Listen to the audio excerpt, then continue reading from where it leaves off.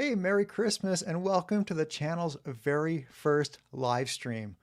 Recently, billionaire mining investor and financier Eric Sprott said he expects silver to go to $200 an ounce.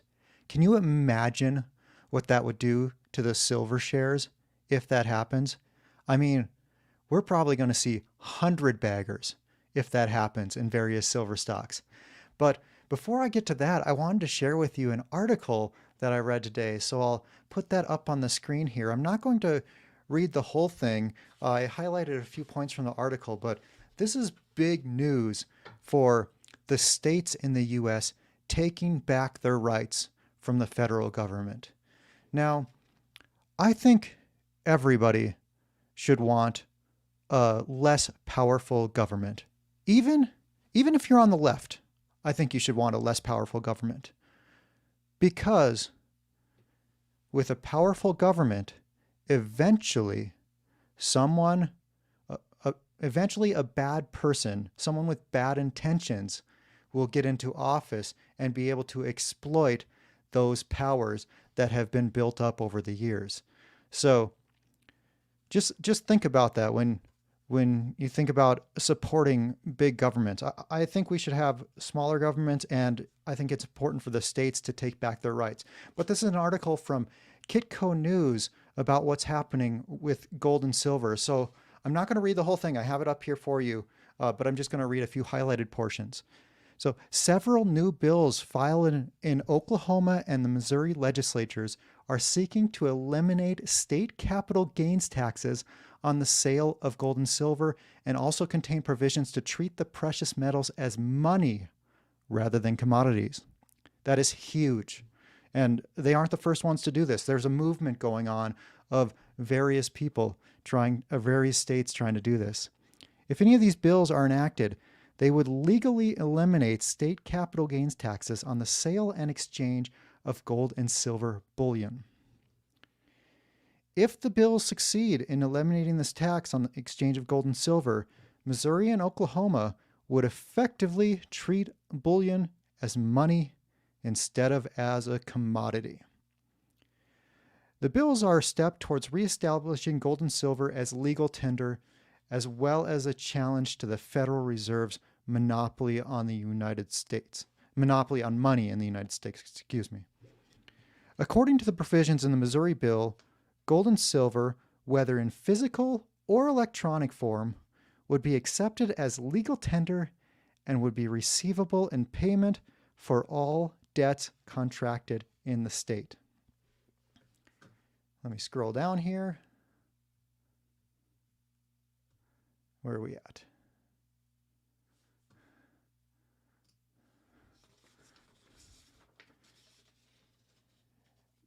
And then Missouri would also be required to accept gold and silver for the payment of public debts, while private debts could be settled in gold and silver if both parties choose to do so.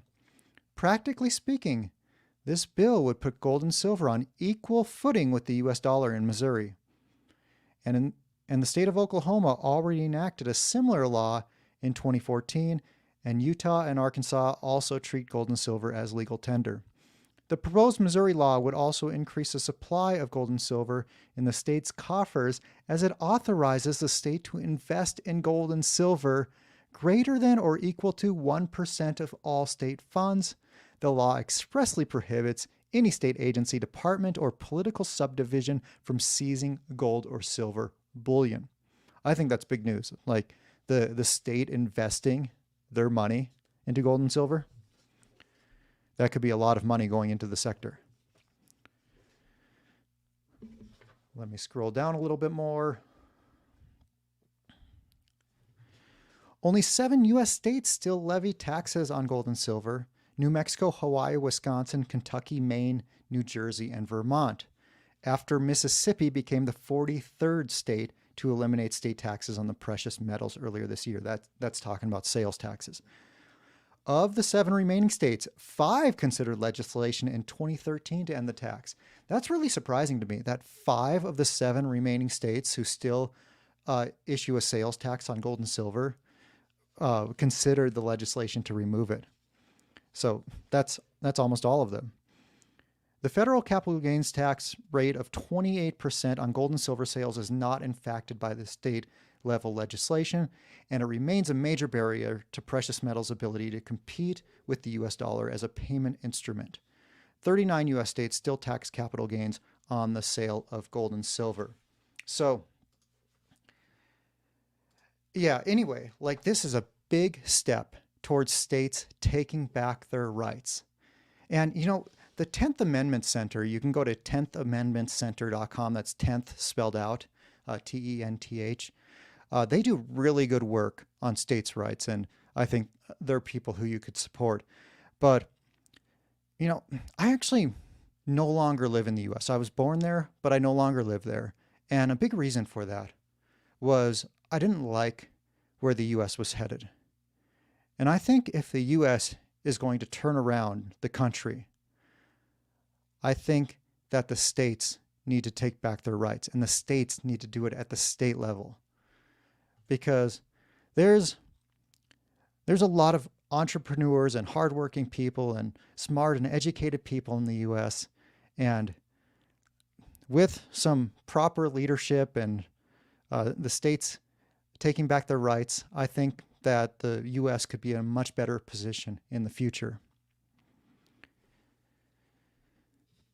So talking about that article talked about capital gains tax, and something that has always bothered me about capital gains taxes is that they aren't inflation adjusted. Like, for example, if you make an investment today and it doubles over the course of 10 years, and then you sell it for a double, and over those same 10 years, the prices of everything doubled, you're not any better off, but you still have to pay capital gains tax. So I think that's BS. I think that capital gains taxes should be inflation adjusted at the very least, if they're going to exist, because that's not a gain. If you invested some money and you got a gain, but by the time you realize that gain, you can't buy any more stuff than when you made the investment because of inflation, that's not a gain at all. That's just keeping up with inflation. Yet you're taxed on that, and if your income is high enough, you're taxed at what? 39% plus any state taxes? But anyway, let's get to what Eric Sprott said in a recent interview. This was on Sprott Money in an interview with Craig Hemke on why he thinks there's going to be $200 silver. The biggest disappointment is silver, that it would still be languishing around $24, knowing everything that we see in silver, including, you know, the Silver Institute coming out and saying that there was a deficit of whatever the number was, 243 million ounces in a billion ounce market. Like, how do you justify that, for God's sake? Right. There's been some commentary by a group called the Silver Academy that says, you know, when the Silver Institute comes out with their 2023 results in April of next year, the next day they'll print their report as what the real numbers are with silver. And I suspect that onto something serious, that there's way more consumption. When you look around at solar and electric vehicles, I mean, how can there not be significantly more consumption, particularly when you realize, and I think that's a truism now, they use twice as much silver in an ordinary panel now, because they found out if you load it with more silver, you get that much more energy. And silver is not that big a cost in a solar panel. When you think of how much it takes to make it, bring it over, install it, oh my God, that silver cost is like probably not even 5% of it. So if you put the twice the silver in and you get 50% more electrical production, it's well worth it. And that's what's happening. And there's numbers suggesting that we might be using 200 million ounces in solar now. And 10 years ago, we were using zero. That's 200 million. That's a 20% stake of the silver market that hasn't grown in that decade in terms of production. Somehow that guy can just come in and buy it. What about the electric vehicles that didn't even exist before? All those uses that are quite significant, and yet somehow you know, we say that supply and demand somehow are staying in balance. Okay, somehow. Right. God knows. Of course, as you and I both might imagine. And I'm going to pause it there. I'm going to resume it in just a moment. But something else that he mentions later in the interview that you're not going to see in this video today, but I'll link to the full video in the description of this video so you can go watch the full interview. But he talks about military demand and how there's silver in all of these submarines and missiles and tanks. And like when they're shooting these missiles off, like they're exploding a bunch of ounces of silver in every single missile. And those are never recovered. But the military demand isn't published. They stopped publishing that a while back. And he talks about how there's this there's this theory going around that perhaps it's the US government, because of their need for silver in the military, that they're the ones, or that there's like something going on, that it's the US government trying to suppress the price of silver to not have their cost blowouts in the military. But anyway, I'll continue it here. It's staying in balance on the paper COMEX market because there's a guy with deep pockets can sell all the paper silver he wants and keep it under control. But I suspect that that's going to break here. And I've sort of worked on the thesis that Michael Oliver has, a great market analyst who writes the momentum structural analysis. So he mentions Michael Oliver, and I've heard Eric say in the past that Michael Oliver is perhaps his most trusted analyst for like movements in the gold and silver price, and that he's been very accurate in the past. And of course, his suggestion is that, you know, when gold goes into a bull market, it typically goes up by 6 to 9 times, something like that. And we started this one in January 15 at 1,050. So it probably goes to $8,000. It goes to $8,000. And you use the normal ratio of silver to gold. Well, silver is going to go to $200. Okay.